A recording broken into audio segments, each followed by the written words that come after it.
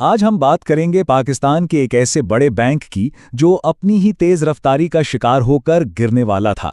ये कहानी है सियासत की, बेकाबू ख्वाहिशात की और फिर एक नाकाबिल यकीन वापसी की। कैसे एक इदारा तबाही के दहाने से वापस आता है, आइए देखते हैं। और इस पूरी कहानी का मरकज, या कह लें कि इसका सारा ड्रामा सिर्फ एक अदद में छुपा है, 49%। सोचने में तो ये यकीन ही नहीं आता, है ना? लेकिन सवाल ये है कि आखिर होता क्या है जब किसी बैंक के तकरीबन आधे कर्जे ही डूब जाए। ये कोई ख्याली सवाल नहीं था। 2008 में जब पूरी दुनिया में मालियाती बहरान आया हुआ था, बैंक ऑफ पंजाब के लिए ये एक तल्ख हकीकत थी। वो अपने वजूद की जंग लड़ रहा था। लेकिन सवाल यह है कि बैंक इस हालत तक पहुंचा कैसे। इसके लिए हमें कहानी के बिल्कुल शुरू में जाना पड़ेगा, जहां इस बैंक की बुनियाद रखी गई थी। तो शुरुआत हुई 1989 में। हुकूमत पंजाब ने इसकी बुनियाद रखी। कुछ ही अरसे में यह स्टॉक मार्केट पर आ गया और 94 तक तो ये स्टेट बैंक से एक मुकम्मल शेड्यूल्ड बैंक का दर्जा भी हासिल कर चुका था, यानी इसकी बुनियाद में ही सरकारी सरपरस्ती थी। और उसको बनाने का मकसद भी बड़ा वाज़ेह था। मकसद ये था कि सूबाई हुकूमत अपने माली वसाइल को अपनी पॉलिसियों और मंसूबों को आगे बढ़ाने के लिए इस्तेमाल कर सके, और यही ताल्लुक आगे चलकर बहुत अहम साबित हुआ। और फिर वो दौर आया जब बैंक ने ऐसी रफ्तार पकड़ी कि सब हैरान रह गए। लेकिन यही तेज रफ्तार तरक्की आगे चलकर एक बड़े तूफान का पेशखेमा साबित होने वाली थी। जरा इन नंबर्स को देखें। 2002 से 2007 के बीच जहां पूरी बैंकिंग इंडस्ट्री औसतन 18% सालाना के हिसाब से बढ़ रही थी, वहीं बैंक ऑफ पंजाब 51% से भी ज्यादा की रफ्तार से दौड़ रहा था। मतलब इंडस्ट्री से तकरीबन 3 गुना तेज। जाहिर है, ऐसी गैर मामूली तरक्की अक्सर अपने साथ बड़े खतरात भी लाती है। तो ये सब हो कैसे रहा था? इसके पीछे थी एक बहुत ही खतरनाक हिकमत अमली, जिसे कहते हैं गैर मोहतात कर्जा दही। आसान लफ्जों में कहें तो बैंक महंगे दामों पर प्राइवेट सेक्टर से पैसे उठाता और फिर वो पैसे सियासी तौर पर बाअसर समझे जाने वाले इदारों को कर्ज पर दे देता, जहां रिस्क बहुत ही ज्यादा था। और इस खतरनाक खेल का सबसे बड़ा नतीजा निकला हारिस स्टील स्कैंडल की शक्ल में। इस कंपनी को 9 अरब रुपए का कर्ज दिया गया, जो कि मुबैना तौर पर फ्रॉड और बैंक के अपने ही कमजोर सिस्टम का फायदा उठाकर इसकी असल लिमिट से कहीं ज्यादा था। अब जब इतना बड़ा स्कैंडल सामने आया तो उसका असर सीधा बैंक की टॉप लीडरशिप पर पड़ना ही था।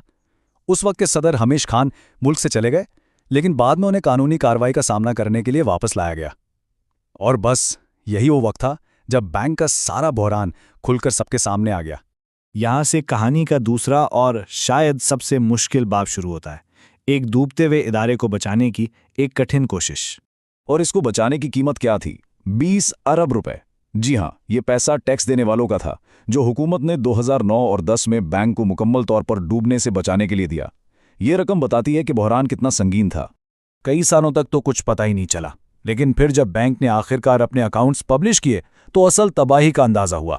अरबों रुपए के नुकसानात, और इसके ऊपर मजीद 33 अरब के वो कर्जे जिनकी वापसी की कोई उम्मीद नहीं थी।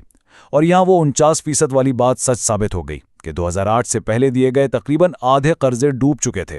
अब इस घड़े से निकलने के लिए एक साफ प्लान की जरूरत थी। तो नई लीडरशिप ने कदम ब कदम काम किया। पहले तो सरकारी मदद से बैंक को सहारा दिया, फिर जितने भी छुपे हुए नुकसानात थे उन सबको सामने लाया गया, और आखिर में एक बहुत बड़ा और दिलेराना फैसला किया गया कि जितने भी पुराने खराब कर्जे हैं उन सबको एक ही बार में ख़त्म कर दिया जाए। और ये इस पूरी बहाली की कहानी का सबसे दिलचस्प मोड़ है। 2017 में बैंक ने जानबूझकर अपने खातों में 3.3 अरब रुपए का नुकसान दिखाया। अभी सुनने में अजीब लगता है ना, लेकिन ये एक स्ट्रेटेजिक फैसला था। मकसद ये था कि सारे पुराने बोझ से एक ही बार में छुटकारा पा लिया जाए, ताकि मुस्तकबिल के लिए एक साफ सुथरी शुरुआत की जा सके। इस बड़ी सफाई मुहिम के बाद बैंक एक बिल्कुल नए दौर में दाखिल हुआ, एक नई लीडरशिप और एक नई सोच के साथ। देखते हैं कि अब क्या होता है। ये चार्ट बैंक के इस पूरे सफर को 3 हिस्सों में साफ दिखाता है। पहले हमीश खान के दौर का बहरान, फिर नईमुद्दीन खान की क़ियादत में वो 10 साला लंबा सफाई का अमल, और अब 2020 से जफर मसूद के साथ एक नया दौर शुरू हो चुका है। और ये सब कुछ हमें कहानी के सबसे बड़े सवाल पर लाकर खड़ा कर देता है। इतनी ड्रामाई वापसी के बाद क्या बैंक ऑफ पंजाब वाकई अपने माजी की गलतियों से सीख पाया है? क्या वो उन फैसलों से दूर रह सकेगा जिन्होंने इसे एक वक्त में तबाही के दहाने पर पहुंचा दिया था? इसका जवाब ही इस बैंक का मुस्तकबिल तय करेगा। पाकिस्तान की बैंकिंग इंडस्ट्री के बारे में बाखबर रहने के लिए पाक फिनटेक को भी सब्सक्राइब करें। नीचे कमेंट में बताएं कि आप अगले वीडियो में किस बैंक का एनालिसिस देखना चाहते हैं। शुक्रिया।